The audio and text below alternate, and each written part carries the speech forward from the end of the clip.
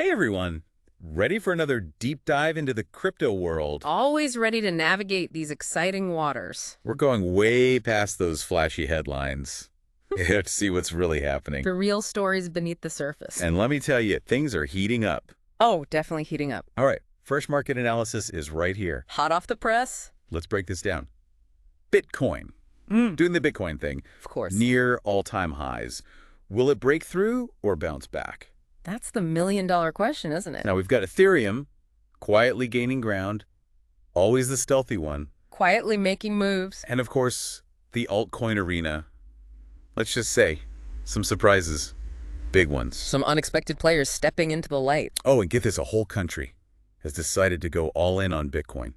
Now that's a story.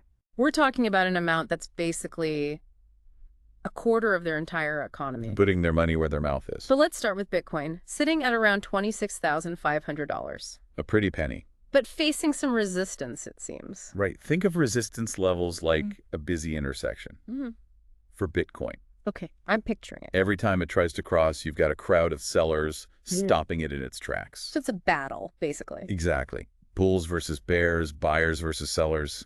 Who wants it more? And speaking of wanting it more, did you see what MicroStrategy just did? Dropped another $1.11 billion on Bitcoin. Yeah, they really doubled down. MicroStrategy is becoming a Bitcoin whale. So are they onto something, or? Well, when a big publicly traded company makes a move like that, it sends a message. Institutional interest is real. They're saying, we're betting on Bitcoin, and maybe you should too. It's hard to ignore a move like that. But our analysis mentions these technical indicators. RSI, MACD, sounds complicated. Not really. Think of it like pushing a boulder uphill. Takes a lot of energy. Yeah, definitely. that's what an overbought market feels like. The RSI, the Relative Strength Index, Yeah. it measures that. So if the RSI is high, too much energy, maybe the price is going to drop. It could be a sign, like the price is climbed too fast, too soon, needs a breather. Bitcoin taking a break at the top of the hill? Exactly. And that's where the MACD comes in. Yeah. It's like checking the wind direction. Right now, it's hinting that some investors might be ready to sell. Leading to a dip. Potentially a short-term dip, yeah. Okay, so even with these big players like MicroStrategy making waves, Bitcoin's price is not always predictable. Exactly. And that's crypto for you. Unpredictable, exciting. A roller coaster. The best roller coaster in town. And while Bitcoin's catching its breath, Ethereum's been hitting the gym, it seems, up almost 3%. Ethereum plays the long game. Steady growth.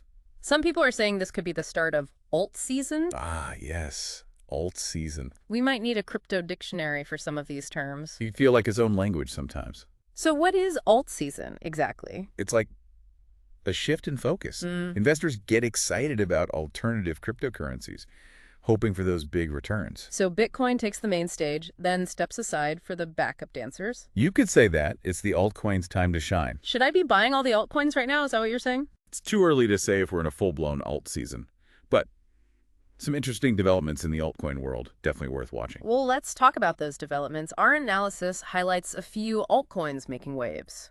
First up, Bitensor, up a whopping 23%. That's a lot. What's the story? Bitensor, also known as TAO, it's a decentralized machine learning network. It's complicated. Think of it like a giant brain anyone can contribute to. Users get rewards for providing computing power. Decentralized AI, that's pretty hot right now.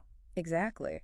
And this price surge shows that interest is growing. Okay, Bitensor, I'm keeping an eye on you. And then there's Sui, another blockchain platform, up a respectable 13% this week. What's fueling Sui? Sui's been getting buzz for its speed and scalability compared to some of the, shall we say, more seasoned blockchains out there. Faster transactions, always a good thing. Always. But our analysis also mentioned something about Circle, the company behind the USDC stablecoin, expanding to the Sui blockchain. Ah, yes. That is significant. Okay, break it down for me. For those of us who don't speak fluent crypto, why is this stablecoin move a big deal? Imagine stablecoins as the digital version of the Klon Cash. They're designed to hold a steady value, usually pegged to a traditional currency. Makes them great for everyday transactions. And navigating the sometimes wild world of decentralized finance. Stable, hence the name. Precisely. So when a big platform like Sui attracts a major stablecoin issuer like Circle, It's a sign. A sign that, well, And the platform is gaining traction. Hmm. Could become a major player in decentralized finance. so it's like a vote of confidence from the stablecoin world. Exactly. And speaking of stablecoins, it seems like everyone wants in on the action these days, even Revolut. Revolut, the online banking platform. The very same. They were reportedly exploring their own stablecoin. Wow. So even the more traditional financial institutions are dipping their toes into the crypto waters. The lines are blurring, that's for sure. And it's making some people nervous, especially regulators. Oh, right. Because more attention, more scrutiny. Exactly. And our analysis mentioned something about regulators taking a closer look at airdrops. Airdrops. Refresh my memory. What are those again? Basically, it's when crypto projects give away free tokens, Mm-hmm. often to early supporters. Like a free sample at the grocery store. Exactly. But here's the thing. Regulators are starting to view some airdrops as maybe securities offerings. Which means more rules. More rules, more regulations, potentially. It's a bit of a gray area right now. A gray area that could have a big impact on how crypto projects operate. It's definitely something to keep an eye on. So we've got Bitcoin, we've got altcoins, we've got stable coins, and of course we've got regulators watching everything closely. It's a lot to take in. It's a dynamic space, that's for sure. Never a dull moment in the world of crypto. But before we go any further, I think it's time to talk about the real-world implications of all this. Because it's not just about numbers on a screen, is it? Not at all. Crypto is impacting the real world in some really interesting ways. And that's what we'll explore after the break. Because it's not just about numbers on a screen, is it? Not at all.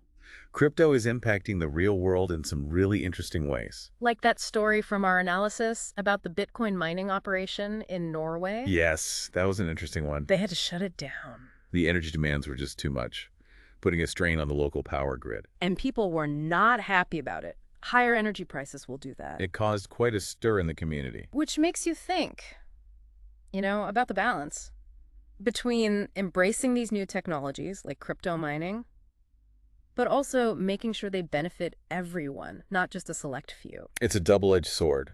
On one hand, you have the potential for economic growth, but on the other, you have to consider the environmental and social costs. And speaking of economic impact, our analysis dropped a bit of a bombshell with this next story.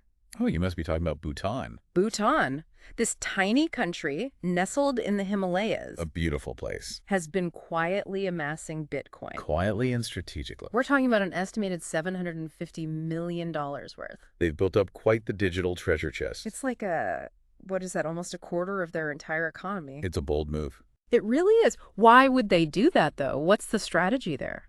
Well, some speculate that they see Bitcoin as a hedge against inflation. Makes sense. Yeah. Especially with the U.S. dollar being, the world's reserve currency. A lot of uncertainty there. Exactly. Others believe they're positioning themselves to be early adopters, attract foreign investment, maybe even become a hub for technological innovation. It's like they're playing 3D chess while everyone else is still on checkers. It's a small country with limited resources, Mm-hmm. but they're leveraging this new technology in a big way. I'm impressed. And it makes you wonder, what if more countries start doing this? It begs the question, Yeah. how will this reshape global finance? The whole concept of national currencies, Yeah.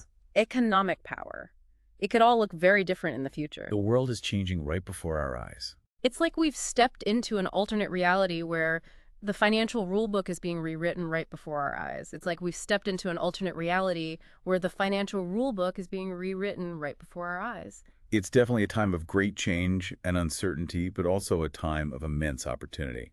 We're seeing the emergence of a new financial system with the potential to reshape the global economy. And just like with any revolution, there will be winners and losers, early adopters, and those who are left behind. So for our listener who's been on this wild ride with us through the ups and downs of the crypto market, what's the most important thing to take away from all of this? I'd say the key takeaway is this. Stay curious, stay informed, but most importantly, stay cautious. Don't get caught up in the hype or follow the crowd blindly. Take the time to really understand the underlying technology, the potential risks and rewards, and never invest more than you can afford to lose. It's like that old saying, if it sounds too good to be true, it probably is. There's no shortage of people in the crypto space promising overnight riches. But the reality is, it's a volatile market and there are no guarantees. Exactly. This isn't about getting rich quick. It's about being part of a technological and financial revolution that's still in its early stages. It's about understanding the potential impact of cryptocurrencies on our world and positioning yourself to navigate this new landscape effectively. So, as we wrap up this deep dive into the world of crypto, let's go back to that story about the Bitcoin mining operation in Norway. They had to shut down because of the energy demands, leaving the local community grappling with higher electricity prices. But here's a thought. What happens if the price of Bitcoin skyrockets in the coming years? That's a very interesting question. It highlights the cyclical nature of this industry. What's considered too expensive or too energy intensive today might become very attractive in the future, especially if the value of Bitcoin continues to rise. Exactly. Could we see a scenario where those same residents who were once opposed to crypto mining start to embrace it as a way to capitalize on their access to cheap energy? Could we see entire communities rallying around cryptocurrency, not just for potential profits, but as a way to secure their economic future in an increasingly uncertain world? It's certainly a possibility, and it speaks to the transformative potential of this technology. As the world grapples with the challenges of climate change, resource scarcity, and economic instability, cryptocurrencies and the underlying blockchain technology could offer innovative solutions. And on that note, we'll leave our listener with one final thought to ponder. The world of crypto is full of surprises. What seems impossible today could become commonplace tomorrow. Stay curious, stay engaged, and who knows, you might just find yourself riding the wave of the future. That's all the time we have for today's deep dive. Until next time, keep exploring, keep learning, and remember, in the world of crypto, it's always an adventure.